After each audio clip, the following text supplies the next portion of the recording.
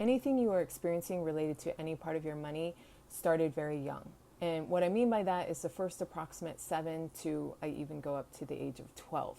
And this is why it doesn't matter how intelligent, educated, or knowledgeable you are, you can still experience a lot of frustrating financial set points, patterns, and just difficulties that get very nuanced. So I want people to understand, which I repeat all the time, is that our relationship to money is emotional. And I'm not talking about feelings, which are mental and conscious, but emotions, which are physiological, conditioned, and they can run highly unconsciously.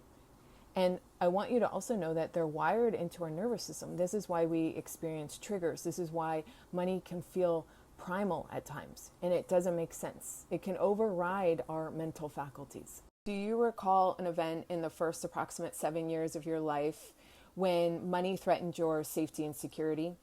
Now, this likely happened through your parents or caregivers, and some examples I often hear and experience myself are a parent losing a job, or if they were a business owner, something might have happened there.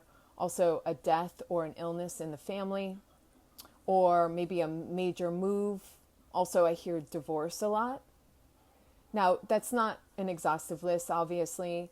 And something I also want you to keep in mind is even though something may appear minor on the outside, I want you to pay attention to anything that had great emotional impact on you.